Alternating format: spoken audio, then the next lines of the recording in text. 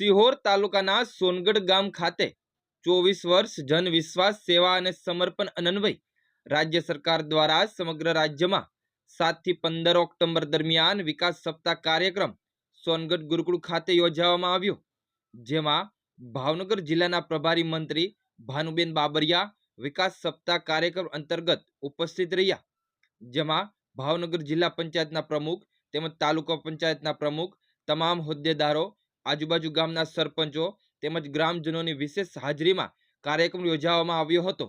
Bureau report, Sihor.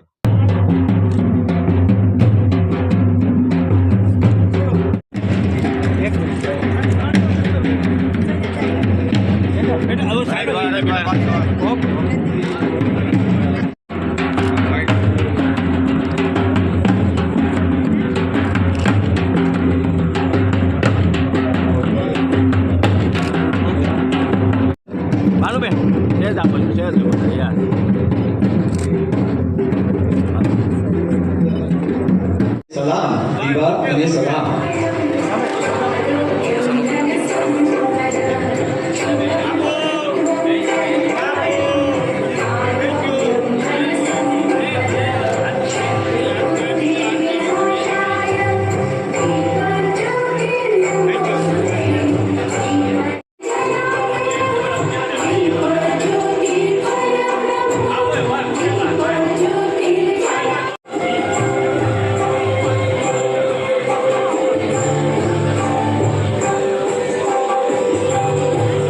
Babariya ने कि आप અને આપની સાથે ડાયસ પર ઉપસ્થિત સૌ આવકારી રહ્યા, જોરદાર તાળીઓથી વધાવીએ।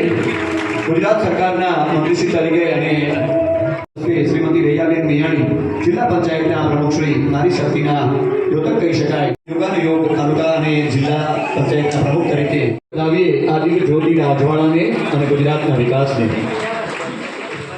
આ સુંદર મજાના દિવ્ય જ્યોતિના પ્રગટીકરણ પછી આગળના અનુક્રમમાં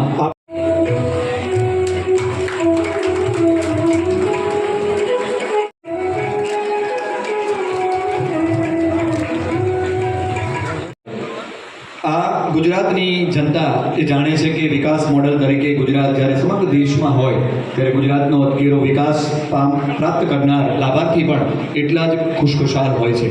ખુશીઓ જ્યાં સુરત સાથે ઉગે છે।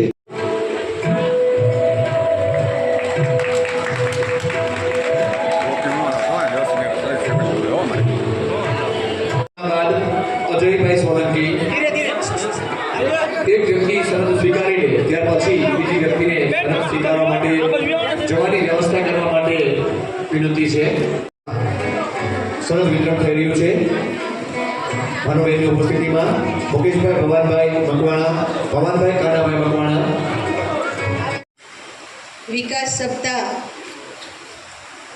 2025ની ઉજવણીના કાર્યક્રમમાં આપણી વચ્ચે ઉપસ્થિત રૈયાબેન આપણા જિલ્લા પંચાયતના પ્રમુખ, લીલાબેન આપણા તાલુકા પંચાયતના પ્રમુખ, આપણા ડીડીઓ શ્રી હાનુલજી, પ્રાંતશ્રી, ટીડીઓશ્રી, આપણા જિલ્લા પંચાયતના સદસ્ય શ્રી ભરતસિંહભાઈ, મુકેશભાઈ, આપણા સીએમભાઈ, ગીતાબેન, સોનલબેન, સરપંચ શ્રી સોનગઢ, ઉપસરપંચ શ્રી તેમજ ભોજુભાઈ ડાંગર, તાલુકા ભાજપ પ્રમુખ સિહોર, તમામ જિલ્લા પંચાયતના સદસ્યશ્રીઓ, ભાવનગર તમામ તાલુકા પંચાયતના સદસ્યશ્રીઓ, ભાવનગરના અહીંયા ઉપસ્થિત આપ સર્વ, આપણે સીએમ સાહેબને સાંભળવાના છે। ટૂંક સમયમાં સાહેબનું પ્રવચન આવશે, એટલા માટે થઈને ઝડપથી આપણે આપણું પ્રવચન, આપણો સ્ટેજનો કાર્યક્રમ પૂર્ણ કરીશું। આ દેશના વડાપ્રધાન શ્રી આદરણીય નરેન્દ્રભાઈ મોદી સાહેબ 7 ઓક્ટોબર 2001ના રોજ ગુજરાતના 14મા મુખ્ય પ્રધાન તરીકે કાર્યભાર સંભાળ્યો હતો અને આજે તેમની લોકસેવાની યાત્રાને 24 વર્ષ પૂર્ણ થઈ રહ્યા છે। ત્યારે આ અવસરે ગુજરાત રાજ્યમાં 7મી તારીખથી 15 ઓક્ટોબર દરમિયાન આપણે વિકાસ સપ્તાહની ઉજવણી કરી રહ્યા છીએ। આજે આપણે વિકાસ સપ્તાહના અવસર પર એકત્ર થયા છીએ એ માત્ર એક ઉજવણીનો પ્રસંગ નથી, આપણા રાષ્ટ્ર અને રાજ્યના સર્વાંગી વિકાસ માટેના સંકલ્પની નવી દિશા તરફ આપણે આગળ વધીએ એવો આપણા માટે આજનો આ અવસર છે. આ વર્ષે ઉજવાતું વિકાસ સપ્તાહ એક મહત્વપૂર્ણ સંદેશ આપે છે.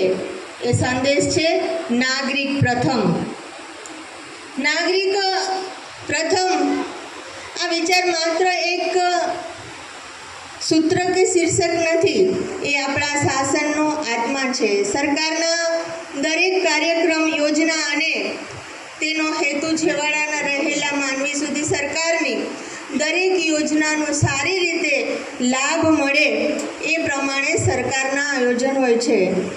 વિકાસ સપ્તાહ આપણને યાદ અપાવે છે સરકારનું કામ ફક્ત યોજનાઓ અમલમાં મૂકવાનું નથી, પરંતુ દરેક નાગરિક સુધી એ યોજનાનો લાભ સહેલાઈથી મળી રહે એ માટેનું સમર્પણ પહોંચાડવાનું પણ આપણું કામ છે.